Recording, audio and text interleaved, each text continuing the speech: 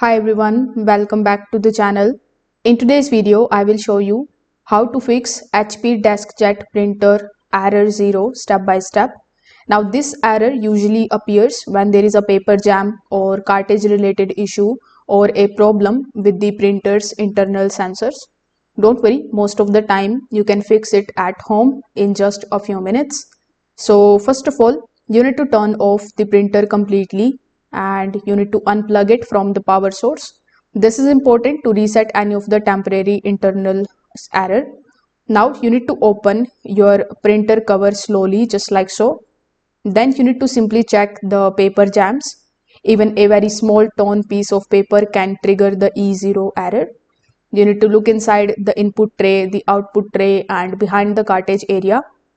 If you find any paper, you just have to gently remove it using both hands.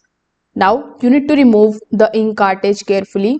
Once it is removed successfully, you need to check if they are properly filled and not damaged. Also clean the copper contacts gently using a dry lint-free cloth. After that, you need to reinsert the cartridges firmly until you hear a click sound. Now you need to check the paper tray as well. You need to make sure that it is aligned properly, not overloaded, and the guides are snug against the paper. Using the curled, damp, or the mixed size paper can also cause this error.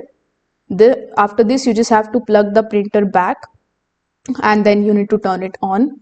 Let it complete the startup process and see if the error disappears.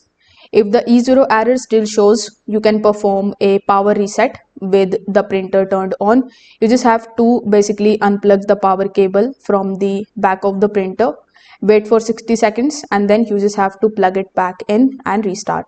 In most of the cases, these fixes are going to basically fix this particular error. So if this video helped you out, make sure that you like it, subscribe to the channel for more quick printer fixes. Thanks for watching and I will see you in the next one.